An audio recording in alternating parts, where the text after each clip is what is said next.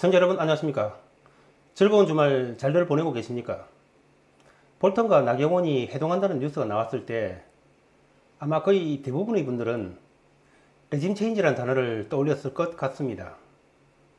그런데 한 나라의 정권이 다른 나라에 의해서 레짐 체인지 되는 대사건이 과연 모든 사람들이 다 짐작할 수 있는 그런 오픈된 상태에서 진행이 되겠습니까? 만약에 CIA에 의해서 그런 작전들이 실제로 진행이 된다면 뭔가 좀 더 은밀한 상태에서 진행이 된다고 보는 것이 상식적 아니겠습니까? 아마 미국이 문정부를 실제로 레짐 체인지를 하려고 마음을 먹었다면 이런 사전 경고 없이 은밀하게 실질적인 조치들을 취해 나갔을 것이라고 생각하는 것이 좀 더 합리적일 것입니다. 그렇다면 무엇인가? 결론을 먼저 말씀드리면은 저는 미국이 문재인 정부에 대해서 모든 사람들이 다 알 수 있을 정도로 레짐 체인지를 할 수 있다는 강력한 경고이자 압박을 했다고 생각을 합니다. 즉, 실제로 문재인 정부를 레짐 체인지 하려는 시도를 하려는 것이 아니라 문재인 정부를 압박하는 것이 주 목적이라고 보는 것입니다. 황교안이 아니고 나경원을 만났다는 것이 다음 단계로 넘어갈 수도 있다는 여지를 남긴 그런 의도적인 만남이라고 생각을 합니다. 이번 볼턴 방한의 목적은 문재인 정부에 대한 압박일 것이라는 점은 처음부터 몇 번 말씀드렸던 것 같습니다. 자, 그런데 일반적으로 의사들이 병을 치료할 때 병세에 따라서 약물의 농도를 달리 하지 않습니까? 그러다가 정말 상태가 나쁘면은 심각한 부작용에도 불구하고 수술이라는 치료법을 선택하는 것이지요. 여기서 제가 중요하게 보는 포인트는 한 국가가 다른 국가를 레짐 체인지 할 수도 있다는 경고를 했다는 것은 정말 대단한 극약 처방을 했다는 것입니다. 거꾸로 문재인 정부 입장에서 볼 때는 자기들에게 사형 선고를 내린 것과도 마찬가지 아니겠습니까? 이것보다 극약 처방은 없는 것이죠. 그렇다면 이런 극약 처방은 언제 하는 것입니까? 그렇습니다. 상황의 막바지에서 하는 것이죠. 따라서 정말 심각한 상황이 우리에게 펼쳐지고 있다는 것을 짐작할 수 있는 것이고 북폭이 그만큼 우리 앞에 성큼 다가와 있다는 것을 알 수가 있는 것입니다. 혹자는 나경원이 먼저 만나자고 제의를 해서 만난 것인데 무슨 그런 큰 의미를 부여하느냐고 반문할 수도 있겠지만은 나경원이 만나자고 해서 만났다고 생각하면 정말 순진한 것이죠.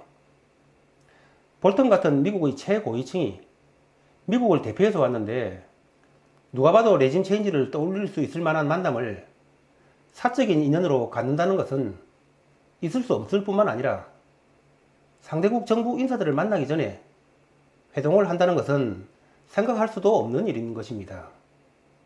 따라서 제 생각으로는 미국이 나경원 만날 것을 처음부터 기획을 하고 왔을 것이라고 보는 것입니다.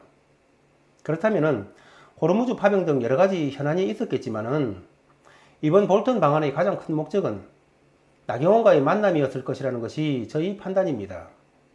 그렇다고 해서 볼턴과 나경원이 중요한 대화를 나누었다는 것이 아니라 그냥 단순히 밥만 먹었지만은 비록 밥만 먹었다고 하더라도 그 만남이 볼턴의 이번 방안의 어떤 과제였다는 것은 중러의 도발과 북한의 미사일 발사를 통해서 알 수가 있는 것입니다.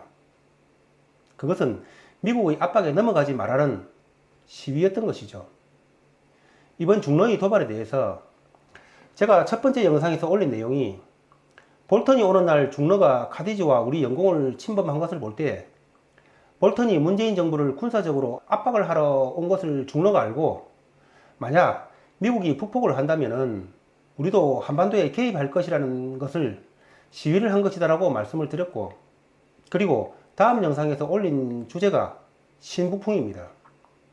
그것은 의도적으로 한일 갈등을 일으킬 목적으로 독도상공을 침범한 것은 문재인 정부의 반일 정책과 맞아떨어지는 것이기 때문에 제가 신북풍을 의심한다는 방송을 한 것입니다. 즉 유사시에 한반도에 개입하겠다는 것과 신북풍 이 두 가지의 양수 겹장의 목적으로 이루어진 것이 이번 독도 영공 침범 사건이라고 보는 것입니다. 그렇게 본다면 중로는 이번에 미국에 정면으로 도전한 것이 되는 것입니다.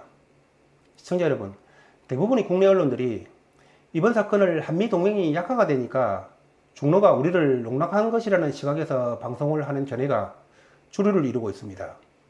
하지만 이번 사건의 속사정을 깊이 들여다보면 이것은 중로가 미국에 정면 도전하는 성격이 훨씬 더 강한 사건인 것입니다. 의도적으로 독도 영공을 침범하고도 한국 영공을 침범하지 않았다고 하는 것은 문재인 정부가 추구하는 반일 감정을 조장하는 것을 돕기 위해서 취한 것일 뿐 한국을 사회주의 동맹으로 끌어들이려는 중로의 입장에서 한국과 영토 분쟁을 할 것도 아닌데 한국과 등을 질 이유는 없는 것입니다. 그렇다면 앞으로가 어떻게 될 것인가? 그리고 우리가 어떻게 대비를 해야 하는가를 알아보는 것이 중요하다고 생각을 합니다. 여러분, 앞으로 어떻게 되겠습니까? 어떻게 되기는 뭐가 어떻게 되겠습니까? 중로가 미국에 정면으로 도전했으니까 미국은 당연히 중로를 응징하려고 하지 않겠습니까? 27일자 조선일보 기사인데 바로 이런 조치가 나오는 것입니다. 게다가 이번 30일경으로 예정되어 있는 미중 무역협상이 결렬될 것이라는 전망이 우세한 상황입니다. 당연히 이번 미중 무역협상 결렬될 것입니다. 이런 기사들이 나오는 데는 다 그만한 배경이 있는 것입니다. 따라서 중국을 뽀개기 위해서가 아니라 북핵을 제거하기 위해서 미국이 중국과 무역전쟁을 하고 있을 것이라는 제 시각이 아마도 조금은 이해가 되시리라고 생각을 합니다. 그렇다면 우리는 어떻게 대비를 해야 할 것인가? 내가 늘 주장하는 것이지만은 대비는 달러밖에는 답이 없습니다. 문재인이 볼턴을 안 만나고 시도지사들하고 회먹고 바람이나 씌웠지 않습니까? 아마 문재인은 대한민국이 이란, 베네수엘라, 쿠바 수준으로 떨어질 때까지 끝까지 미국에 저항할 것이라고 보고 있습니다. 볼턴 귀국 후에 트럼프가 중국뿐만 아니라 한국도 개도국 지위에서 제외할 것을 언급했다고 하지 않습니까? 물론 다른 나라들도 포함되어 있지만은 홍콩과 마카오는 어차피 중국이고 싱가포르는 이미 선진국이라서 당연히 빠져야 되는 것이고 결국 초점은 중국과 한국입니다. 이것으로 미국이 한국에 대한 경제 제재를 시작했다고 저는 받아들이고 있습니다. 따라서 그동안에 미뤄왔던 미국발 세컨더리 보이콧이 임박했다고 저는 보는 것입니다. 그 이유에 대해서는 별도 영상으로 말씀을 드리겠습니다. 그런데 이미 8월 2일경에 일본이 한국을 화이트 국가에서 제외할 것을 확정했다는 일본 현지 언론의 보도가 있었습니다. 앞으로 환율 급등 예사롭지 않을 것입니다. 경제가 어렵다는 것은 일반인들도 다 알고 있는 사실이지만은 지금 바로 심각한 문제점을 노출하고 있지는 않습니다. 하지만 2년 동안 대한민국 경제는 뿌리가 뽑힐 대로 다 뽑혀버렸습니다. 이제 비만 조금 오면 한국 경제가 일순간에 무너지는 것은 시간 문제일 뿐이라고 저는 보고 있습니다. 결론적으로 다시 한번 말씀드리면 이번 볼턴 방안의 주 목적은 임박한 북폭을 앞두고 문재인 정부를 압박하러 왔는데 그것이 나경원과의 만남으로 표현이 됐다는 것이고 이에 대해서 중러의 미국에 대한 정면 도전과 일본의 화이트 국가 제외로 환율 급등을 피할 수 없으니 최대한 달러를 확보해야 된다는 말씀을 드리면서 방송을 마치겠습니다. 감사합니다.